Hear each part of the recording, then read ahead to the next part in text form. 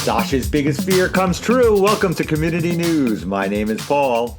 And my name is Sasha. Hello there, Sasha. How are you today? Hello there, Paul. I'm good, but I'm wondering, my biggest fear comes true. I have so many fears, I can't imagine which one we're talking about. I know, and we've spoken about numerous of them. Is that how you say it? Numerous of them? Many of them. Numerous of them on this show. To the point that my last therapy session, I literally went in saying to her there were 3 things I wanted to work on, and one was being ruled less by my fears, because I said I have a lot of fears that keep me from doing things like driving in the rain and whatnot, and driving on ice. And right. I said, and I realize I need to overcome some of these fears, because I always say to my kids before they leave the house, have fun, and then a whole list of avoiding everything that could possibly go wrong. And I said, I need to dial that back. So. Well, one of your greatest fears has been realized. I don't think you're going to leave your house now for another decade.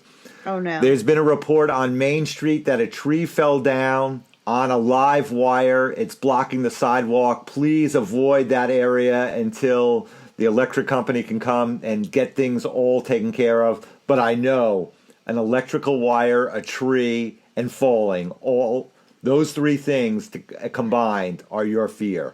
It's like the triumvirate of all my fears. And yes, like a wire falling and then scared to drive over it because we'll get electrocuted. The tree branches that are still loose falling on my head and making me quadriplegic for the rest of my life. And those are definitely fears of mine. Thank you for knowing that. I knew that, and I wanted to be the first to report it to you to make sure you go nowhere within the vicinity, because who knows what kind of PTSD you'll encounter if you see that. Now, am I going to be able to get where I need to go by avoiding this place? Is it like in the middle of Main Street or Post Road? Right, exactly. It's on Main Street, right near Post Road. I'm sure if you put in Google Maps, you'll be able to find where you're going, although I have a feeling that always is redirecting because you're driving in the wrong direction because you're not sure which way the car is supposed to be going. That's true. That happens. But Main Street and Post Road, if it's over there, there's going to be nowhere for me to go. I mean, even if I go around Church Lane or one of those little streets, I'm going to be just driving in circles. This is not good. Now, let me ask you a question. Driving in circles today would be different than driving in circles any other day for you? I don't understand. Let's face the facts. Well, usually I'm driving in circles trying to keep up with my Waze or my GPS. But this is my GPA. Can you imagine? Right. It's your GPA, Paul. I would, there are a lot of things I revealed on the show. My GPA from high school, college, and/or law school will never, ever be revealed on this show for fear that any license that I do have will be revoked. So that's funny. But it's just funny even thinking of you and me even talking about a GPA, unless it was in reference to our children. That's one thing I'm happy to leave in the past. There's many things I'm nostalgic for the past, but not the dreaded GPA. You see, we could just leave it like that. We've gotten your mind off the tree that fell down on a live wire that's blocking the street. You don't have to worry about that anymore. Just think about your GPA at this point, okay? I'm a little stressed about the GPS, the Waze, because the going in circles would usually be me trying to figure it out.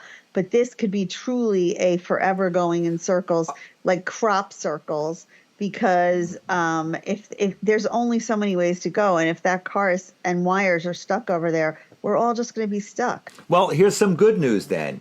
The town has opened up some more parking lots in town right near there, so you can just park your car there and walk. Oh, you can't walk around there because it's on the sidewalk, and you'll freak out about that. And I was going to say, is it less than 65 degrees out already? Yes, you haven't left your house in a week. Yes, it's now less than 65 degrees outside. Yeah, because, that becomes a problem for me, too. I really only function in 68 to 72 degree weather. I don't even have a response to that. I'm not sure where you're going to need to live. I was going to say someplace temperate like San Diego, but I'm sure you'd find something along the lines there that you would not like. Yeah, but it's 68 to 72 there. Right. At least I'm consistent, though, because my husband reminds me that when we were dating, he said that I had a temperature tolerance zone that he nicknamed TTZ of between 68 and 72. that if it was lower than that, I was miserable. Higher than that, I was miserable. And I'd like to just say I'm proud of my consistency that here we are 24 years later, and I still really don't have much tolerance outside of those 4 degrees of temperature. All right, so there's a tree on a wire, so you're not going out. It's below 68 degrees, so you're not going out. Now, what happens if, like you, like everyone else in this town, is invited to some fakakta Friendsgiving feast? Will you be going out for that or no? It's so funny that you bring that up. Remember last year I hosted one at my house, but it was friends, neighbors, and strangers giving. Yes. Because I didn't know them all. I was just opening up my house to any woman in the neighborhood. And I don't consider any one of those 3, so that's why I didn't show up. And it ended up, well, it was all girls too, so you wouldn't have liked it, but it was just a girls thing. Well, I might have liked it, but... Maybe. But it was really fun. It was really fun, even though I didn't know a lot of these women. It made me have this good feeling like, oh, there's some nice people that live here and whatever. And people had a good time. It always makes me happy when people have a good time. So the craziest thing that I can't even believe you brought up Friendsgiving is that I actually was invited to one this year, but then I was uninvited. You're kidding me. I am. How not could you kidding leave this tidbit of information without telling me for so long? I wasn't planning to bring it up, and I wasn't planning to tell you, but since you brought up Friendsgiving, I'm going to say, so I got an invite to a Friendsgiving, and this was actual friends, people I was friends with and some mutual friends. And I got it like about a little over a week ago. And I responded on it, fun, I'll have to think of what to bring. And then the next day, I couldn't find the invitation in my Facebook invitations to update what I was going to bring. And then I was like, that's weird that I can't find it.